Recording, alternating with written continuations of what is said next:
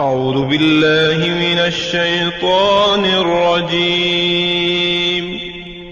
پناہ مانگتا ہوں میں اللہ کی شیطان مردود سے۔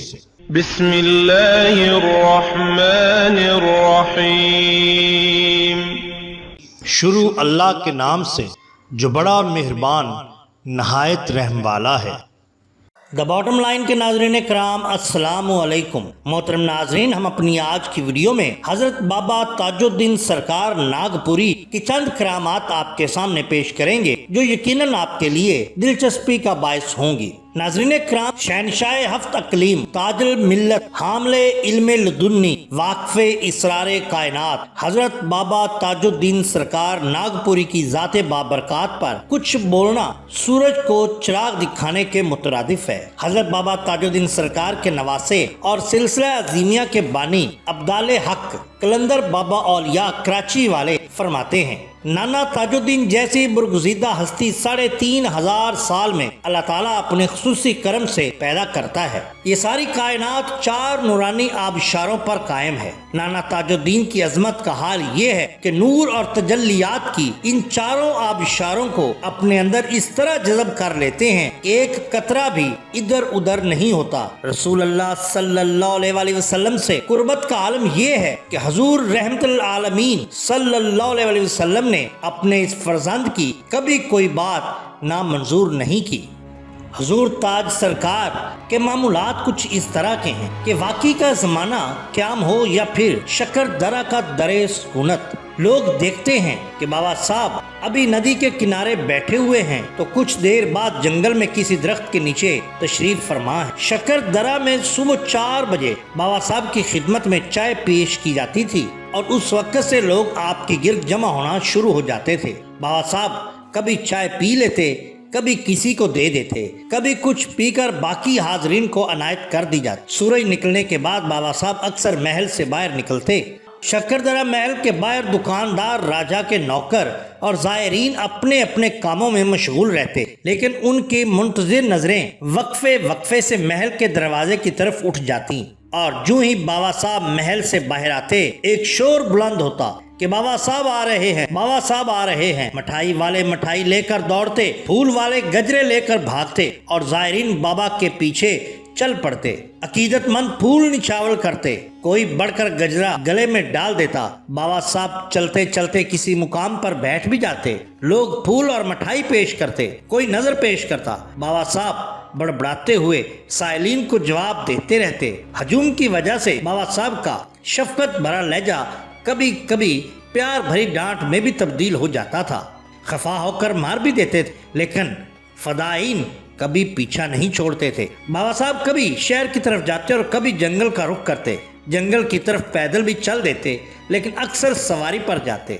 سواری کے لیے بیل گاڑی یا تانگا ساتھ ہوتا، لیکن زیادہ تر تانگے میں سفر کرتے تھے۔ بابا صاحب محل سے نکل کر جب دور تک پیدل چلے جاتے تو لوگ کوشش کرتے کہ کسی طرح بابا صاحب تانگا میں سوار ہو جائیں۔ ایسا بھی ہوتا کہ بابا صاحب خود سواری طلب کرتے۔ ہیرا لال نامی کوچوان تانگا حاضر کرتا۔ تانگے کے گھوڑے کا نام بابا صاحب نے بہادر رکھا تھا۔ بابا صاحب تانگے میں سوار ہو جاتے تو بہادر ایک پہلوان کی طرح چل پڑتا، ایسا دوڑتا کہ لگتا کہ ابھی کوچوان سے باگیں کھینچ کر دور نکل جائے گا۔ یاد رہے کہ گھوڑا خود ہی سرپٹ دوڑتا تھا، کوچوان بس باگوں کو ہاتھ رکھتا تھا، دائیں بائیں اشارہ دینے کی بھی اجازت نہ تھی۔ بہادر از خود سڑکوں اور جنگل کے راستوں پر دوڑتا رہتا۔ جیسے ہی تانگا شکر درہ سے نکلتا، زیارت قدم بوسی کے لیے لوگوں کا ہجوم ہو جاتا۔ ہجوم کے اکثر لوگ تانگے کے ساتھ ساتھ دوڑتے رہتے۔ بابا صاحب شہر کا گشت کرتے، کسی جگہ گاڑی رکوا کر لوگوں سے ملاقات بھی کرتے تھے۔ ہر جگہ رکنے میں کوئی رمز، کوئی راز پوشیدہ ہوتا تھا۔ اکثر دور سے آئے ہوئے لوگ جو بابا صاحب سے ملاقات کے متمنی ہوا کرتے تھے، ملاقات کا موقع حاصل نہیں ہو پاتا تھا۔ بابا صاحب ان سے ملتے تھے۔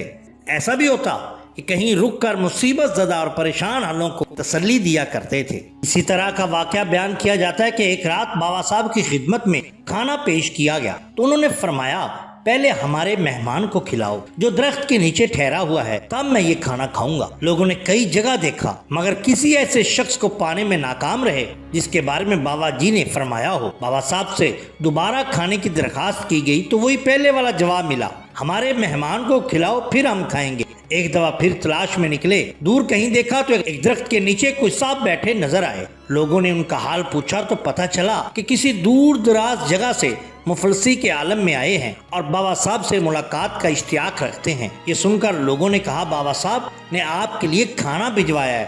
جب اس شخص نے کھانا کھا لیا تب جا کر پھر آپ نے کھانا تناول فرمایا۔ ناظرین کرام، جس دور میں حضور بابا صاحب کامٹی میں مقیم تھے یہ اس زمانے کا واقعہ ہے اور یہی وہ پہلا کرشمہ تھا ناظرین کرام جس کی وجہ سے آپ کی ولایت چار سو پھیلی۔ ایک رات آپ ایک زرگر کے مکان میں داخل ہوئے اور اس سے ارشاد فرمایا فوراً مکان سے سامان سمیت باہر نکل آؤ۔ اس نے سوچا کہ یہ بزرگ معلوم ہوتے ہیں، اگر میں ان کے حکم کی تعمیل نہیں کرتا تو شاید کسی مصیبت میں گرفتار ہو جاؤں۔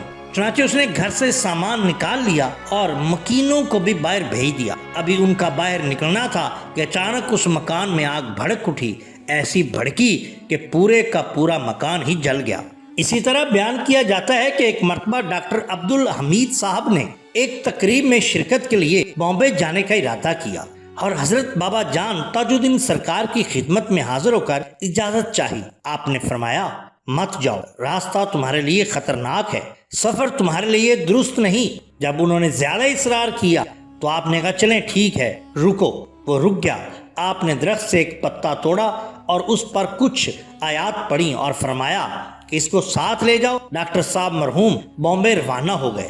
راستے میں ایسا خطرناک واقعہ پیش آیا کہ ان کی جان بچنے کا کوئی ذریعہ نہ تھا۔ ناظرین، ہوا کچھ یوں کہ ڈاکٹر صاحب کسی ضرورت کی وجہ سے پساول ریلوے اسٹیشن پر اترے۔ وہ ریلوے لائن پار کر رہے تھے کہ اچانک ریلوے انجن ان کے انتہائی قریب آ گیا۔ اس کی دہشت سے وہ ریلوے لائن پر ہی گر پڑے۔ حالانکہ انجن پوری رفتار کے ساتھ آ رہا تھا لیکن جو ہی ان کے نزدیک آیا رک گیا۔ ریلوے کے ملازمین نے آپ کو لائن پر سے اٹھایا اور کہا کیا آپ کوئی عامل ہیں، نجومی ہیں، جادوگر ہیں، کیا ہیں آپ؟ انجن روکے بغیر خود بخود کیسے رک گیا؟ اس پر ڈاکٹر صاحب نے لوگوں کو حضور بابا سرکار کی جانب سے روانگی کی ممانعت اور پھر درخت کے اس پتے کا پورا واقعہ سنایا جس سے وہ لوگ اور اہل علاقہ آپ کے موتقد ہو گئے۔ ناظرین کرام، یہ شان ہوتی ہے اولیاء اللہ کی۔ اگر آپ کو ہماری یہ ویڈیو پسند آئی ہو تو لائک کیجئے، سبسکرائب کیجئے ہمارے چینل دا باٹم لائن کو تاکہ ہم آپ کے لیے اور بھی بہترین ویڈیوز لا سکیں۔ اپنے دوستوں کا، گردنوا کے لوگوں کا بہت خیال رکھیے۔ اللہ اور اللہ کے رسول صلی اللہ علیہ وسلم سے بیعت محبت کیجئے۔ آپ کا بہت شکریہ۔ اللہ حافظ۔